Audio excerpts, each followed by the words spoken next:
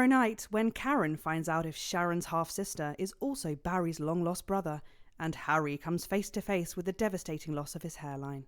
That's The Estate, tomorrow at 8:30. But before we go live to Eamon and the gang, there's just time to look forward to what's coming up later tonight on Channel 1.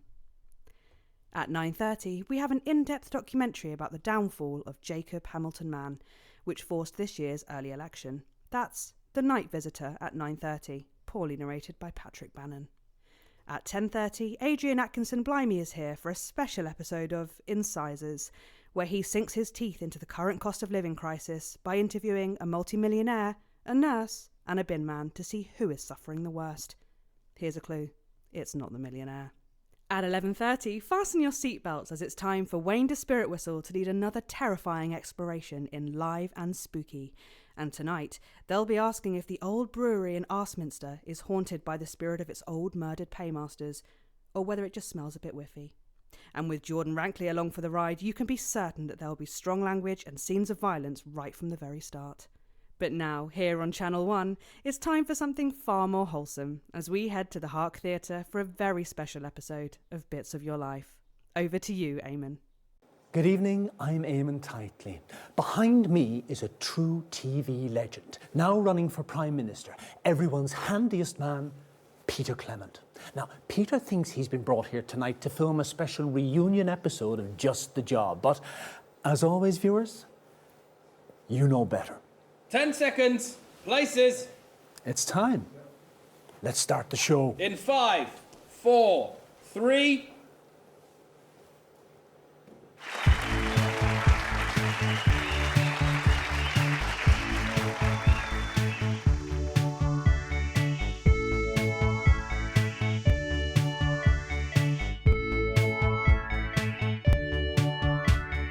When you feel lethargic and your life is monotone, I've got just the job. When the melody of life is nothing but a drone, I've got just the job. If your woofer's dusty and it just can't raise a smile, I'll modulate your flanger and I'll twiddle with your dials. Believe me, you will hit a note you've not hit in a while. That's just the job.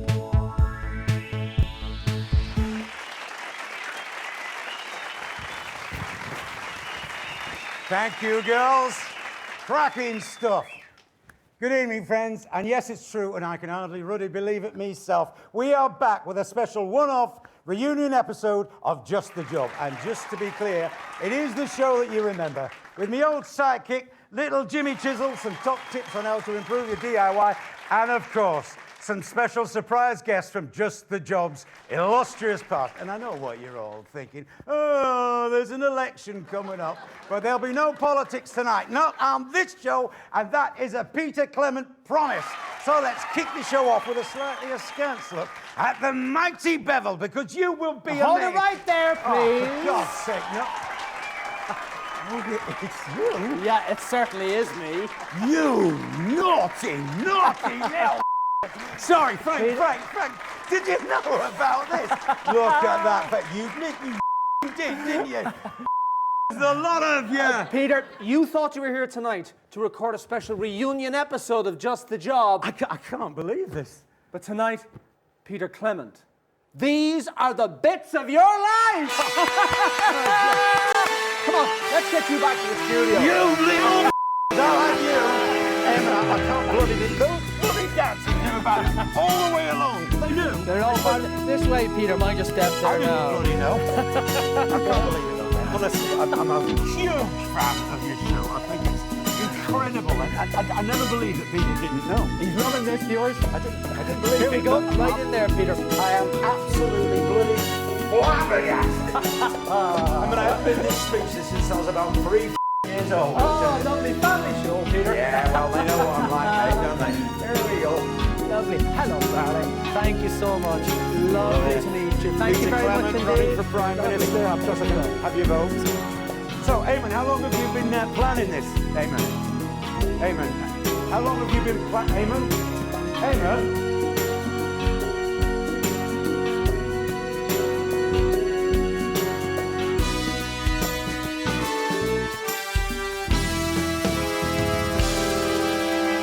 Peter Gordon Clement, you were born October 10th, 1923 in the northern town of Rotherham to Fanny and Martin Clement. And his penis still exactly same size. That's right. Odd thing to say. They got up at the crack of dawn to make the coach trip all the way down to the capital. It's your infamous old mam and her long-suffering husband, Fanny and Martin Clement. Is Ivan Volgovich, ambassador of glorious Pakistan. Your cards are wrong. Oh, you dreadful man. You tyrannical. I bring special bottle for us, but they rush me on and so I leave backstage. You visit me at hotel. 415 Capitol Road, room 623. Now we drink like naked bears. Well, that'll be a treat for later. Lovely to have you both here.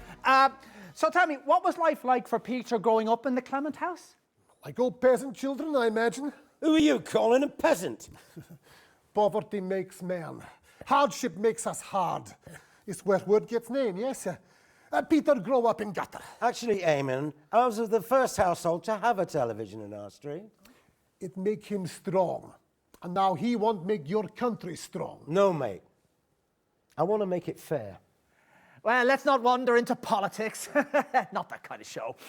Ivan the Irkistanian ambassador, everyone, with the first of the bits of your life.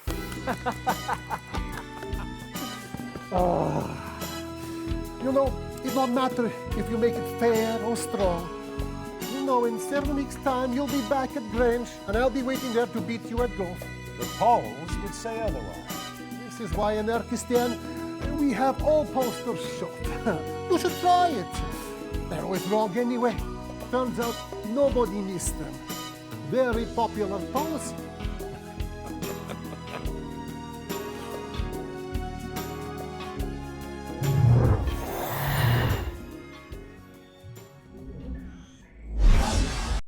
In 1938, you were a 15-year-old at Rotherham Elementary, but already you had quite the reputation as a ladies' man. Who's this, Peter?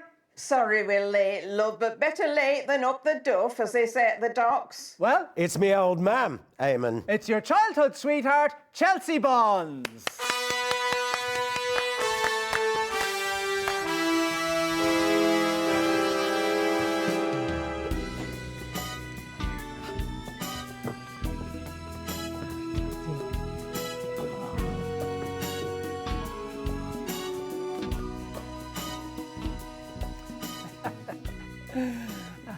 Let me ask you this. Oh, yeah, no, this still works, yeah. What do you think we could see in Peter way back then that could have predicted his path to household name and now aspiring Prime Minister? Oh, great, straight back in the feckin' politics. Oh, he were a lovely child. And he stood up for what was right, always. He stood up to you too when you've been a great big bully. Boy needed toughening up.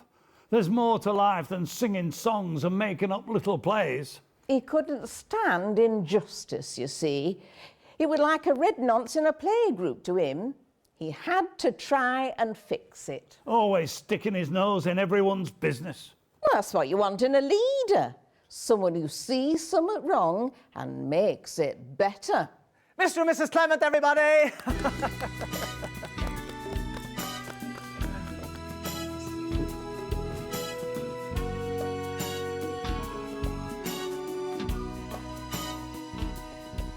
Well, just before we bring our next guest on, we've got a classic clip from Just the Job. It's over on that monitor there, Peter, if you'd like to take a look.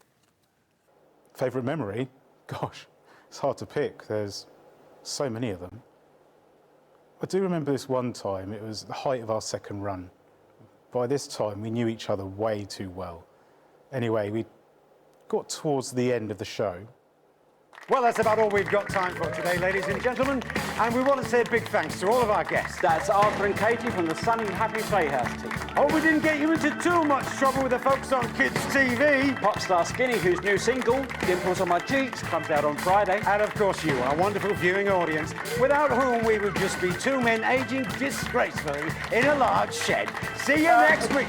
Before we go, sorry PC, thought somebody would have told you, there is someone else we need to thank today. Okay, and who might that be, LJ? Someone who's been with us right from the very start, PC, through thick and thin. Me, ma'am? Actually, it's his birthday. Would it be somebody whose birthday it is today? Yeah, and it's his birthday today. Frank, come on over here. We've got you something. Come on up here, Frank. Come on. This is Frank, our long-suffering floor manager. And I'm not ashamed to say that I love this man. We all do. So we've had a bit of a whip round. No, we haven't. And we've all clubbed together. And we have got you this. Well, I bought it, actually. Oh, lummy, what a beauty. Look at the detail on that icing. Who are these miniature marzipan figurines? It's so intricate. Well, it's from that place in Frampton Square. They're famous for it. And I know you collect miniatures, so it seemed right somehow. Gosh. Thanks, Jimmy. That's really, really kind of you. Is that a tiny replica of my office?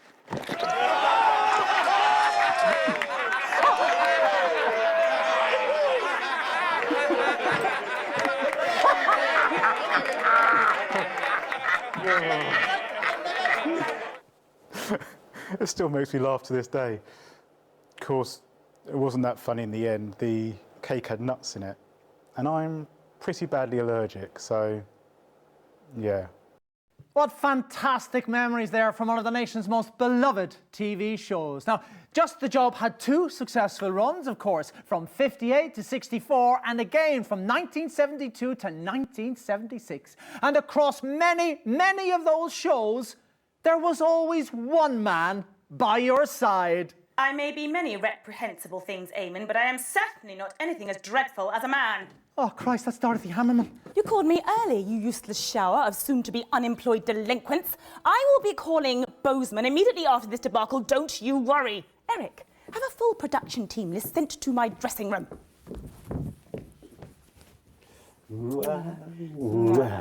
Petey, sweetie, I'm sorry you're having to endure this.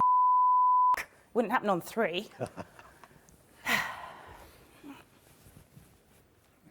Eamon, do you have a question you want me to ignore? Well, you're certainly in a position to give us a unique insight on this bit of Peter's life.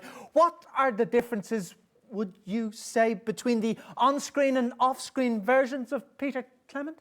Oh, well, that's actually a good question. Oh, thank Christ. There was this famous episode of Just the Job when I was just a runner. There was this old lady coming on, and her husband had recently passed on, and she wanted to finish making his last project.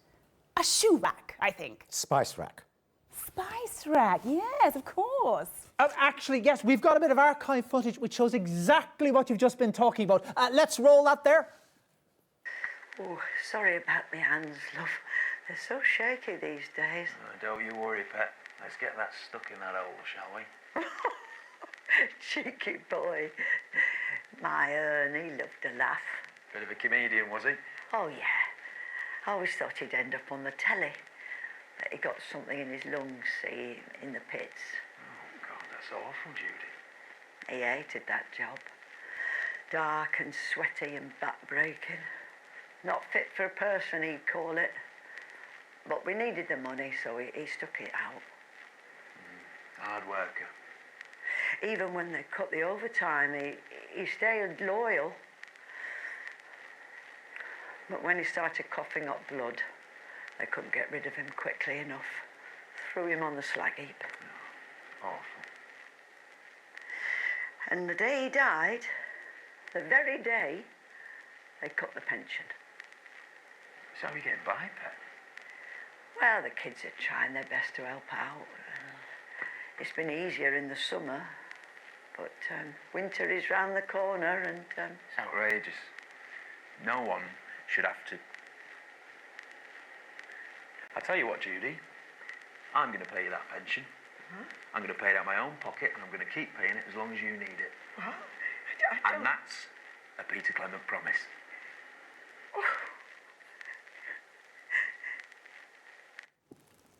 Touching stuff.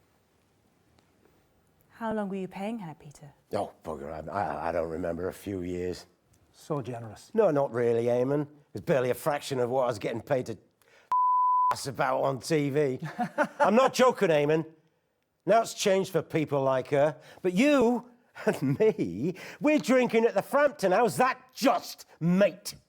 Well, I could certainly afford to pay a little bit more. And I've got more than I know what to do with. What about you, Eamon? Where's your cash? I have a lot of children. Dorothy Hammerman, ladies and gentlemen. Yeah. So, how much is it going to cost me when you win? Oh, it's going to make your clenched, I promise you that. Oh, well, had a good run.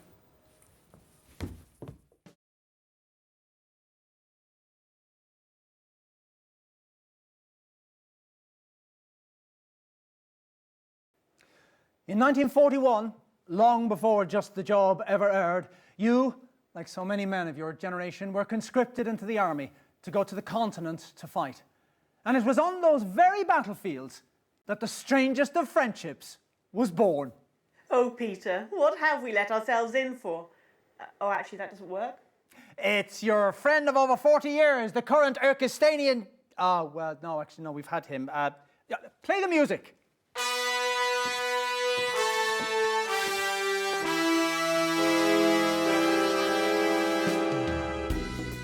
No, still no clue. I'm Julia Salisbury. I'm running for Prime Minister. That explains it. Yeah, I've no interest in politics. Over there.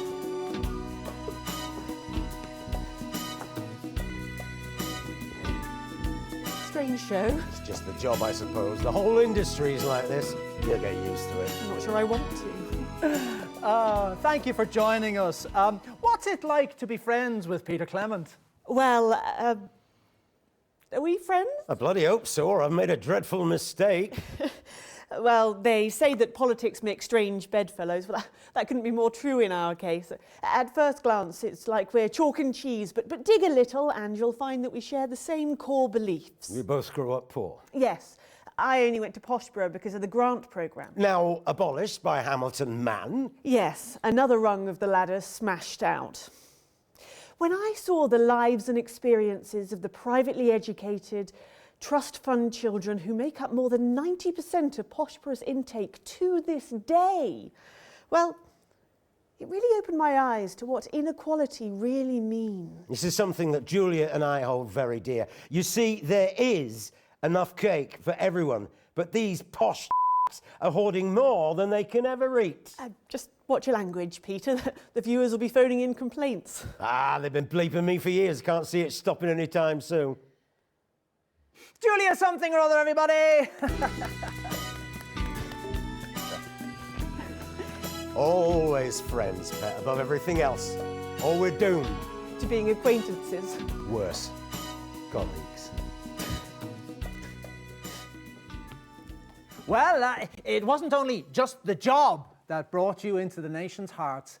Starting in 1977 and running every weeknight for almost 6 years, you brought that inimitable Peter Clement style to your eponymously named late-night chat show, Petey. Let's take a look at a clip now. I was a runner on Petey. It was my first proper job. I became Dorothy Hammerman's assistant. But the job stayed pretty much the same. I let me to do it for a year, but I just couldn't leave. It was like a family. Until it wasn't. Well, ladies and gentlemen, I'm sure regular viewers will have noticed there's been something a little different about tonight's show. Normally on this show we have celebrities, politicians, people you've heard of that you know. Tonight's guests were not celebrities. They were people like you. Every one of you is a novel written by your own hard times. I've done a few things over the years where I can to help folks out. I've opened my checkbook from time to time, certainly, and I've tried to open my heart. But the thing is, ladies and gents, it's not enough, and it never will be. Not sat here doing this. You might remember a few months ago when I had an impressive barrister here called Julia Salisbury. We talked about standing up to society's bullies. She inspired me, actually, and we stayed in touch. And we've talked a lot. And we've concluded that there is only one way to help the sheer number of people we both aspire to. So, the programme you've just watched was the last ever episode of Petey. I'm sorry. That must be a shock. We've known it here for a few weeks now, but we didn't want a fuss or a star-studded final special episode. Just ordinary people. The people who need to advance. You'll be hearing that word a lot over the coming year. And you'll be seeing me out and about, and I hope you'll all come and say hello and tell me what I can do for you. Because over the last almost 7 years, you've all done so very much for me. Dotty, get up here before I start welling up. This is Dorothy Hammerman, a woman who, despite never appearing on this show until now, has somehow managed to become a household name. Sweetie, I'd never do anything as desperate as booking myself onto your show. It's not my show, it's yours. Well, it's got your name on it. It's ours. Okay, it's ours. Dorothy's off to take all the lessons that she's learnt here to shake up one of our rivals who I am not going to give a free advert to. Well, I will. It's 3. As channel controller, Dorothy will be the most powerful woman in television. It'll still be a damn sight easier than putting up with your nonsense. Dorothy Hammerman, everybody.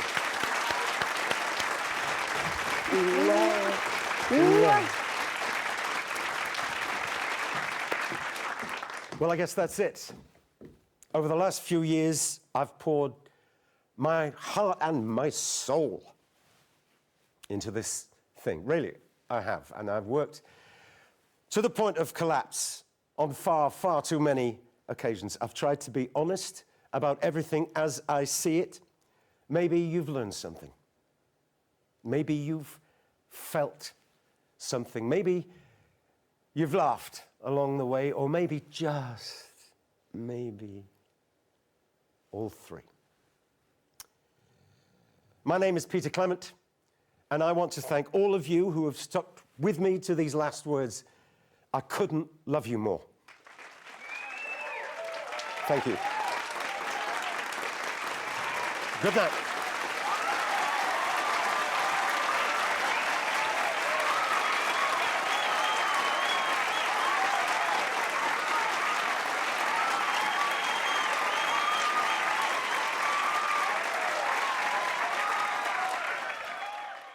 Peace goes, shall we?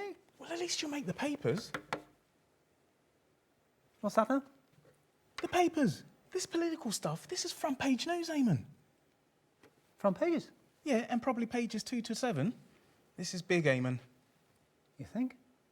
You really should read the papers. 10 seconds, everybody. What's the point? Can't do anything about any of it anyway. Okay, we are going in 5, 4, 3. Unforgettable stuff. But while you took all the credit, arguably, someone else did all the hard work. Didn't they now? Now that's not how I remember it. Petey always did his share of the work with me, if you get my drift. I've no idea who that is. You? It's on the tip of me tongue. And it wouldn't be the first time. Oh, did they hear that? Oops, cheeky me. Cherry slice. I genuinely have no idea. It's Chelsea Buns. Of course it is. Oh, play the music.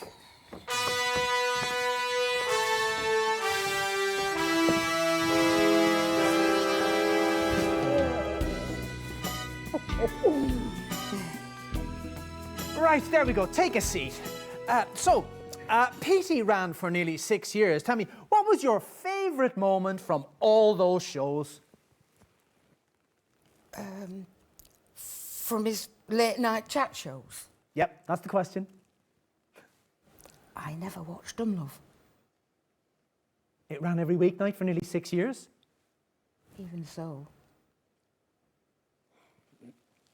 Well, this is awkward. Oh, it's not you, Peter, love. I'm sorry, it's not. It's just that, well, everything is so expensive these days. I mean, look at the price of the lecky, price of everything, really. You know, they want to put me on one of those prepay meter thingies, you know, stop me falling behind again. See, the way I see it, though, is, well, it's about choices. Do I watch telly for an hour, watch your show, or, I don't know, do I have 3 boils of the kettle? That kind of thing. And you know what really gets my goat? It's that each year, everything just costs more and, well, they last less time. And I'm not rich. I never married. I don't own my own home. I got no savings. Lord knows what'll happen when my back finally gives way and I can no work anymore. Do you remember when we were kids, love? If you had a job, you could get by. But nowadays, even if you have got a job, you can barely keep your head above water. Let me help you, Chels. Come on, Petey. You barely remember my name. That's what they'll put on me gravestone, you know. Chelsea Wednesday, disposable woman. Oh, but I do remember you. Some persons hold that there is a wisdom of the head. And a wisdom of the heart. I remember. Let me help you, Chelsea. I've got money. No, Petey, thank you, love, but it wouldn't be right. Besides, I weren't asking for help. I was just explaining why I didn't watch your show, love. Hey, I bet it were great, though. 'Cause you always were. Chelsea Wednesday, everybody.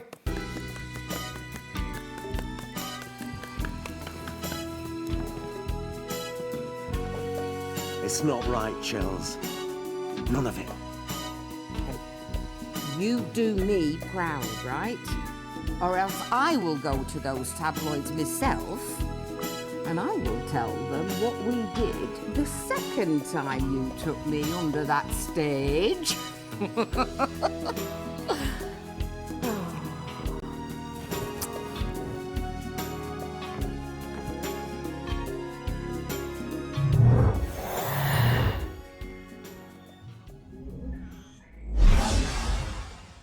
And so that brings us to last year, when you surprised the whole country by announcing you were giving it all up to form your own political party. And so, because the final bits of your life is always about the future... Tune me up! Co-leader of... No, wait. Who's left? It's got to be little Jimmy Chisel. Should have been on second. Yeah, sorry about that. I could have been in the pub by now. And that's for you! Okay, excuse me there. Let's all just take a seat now. Take a seat. There we go. Well, let me ask you this. Do you think Peter Clement to be a good fit for politics? Absolutely, yes. He's a two-faced he should fit right in. Jesus, LG, what's got your goat? You have your smug been sat back there in the holding area watching this love fest on the monitors, and no one's got the guts to tell you to your face what you really are. Oh, aye? And what's that, Jim? You're a bully, Pete. They were pranks. Not to me. Not to me, they weren't. Well, why didn't you say something? I needed the money, pal. I was living in a room above a curry house and you were eating truffles with your celebrity pals. Well, we paid you, didn't we? Yeah, but it weren't much. Not with my brother and his demands. He needed special care. And those adaptations to his house, They didn't come cheap. Well, why didn't you say something? That could have helped you. Oh, put your checkbook away. I'm sick and tired of you salving your conscience with grand acts of charity. That's not why I do Oh, is that. that what you're going to do if we elect you? Give everybody a right big fat cheque? How's that going to work? Oh. Little Jimmy Chisel, everybody. I trust I can rely on your vote, then. And you can sit your tongue up your arse and all.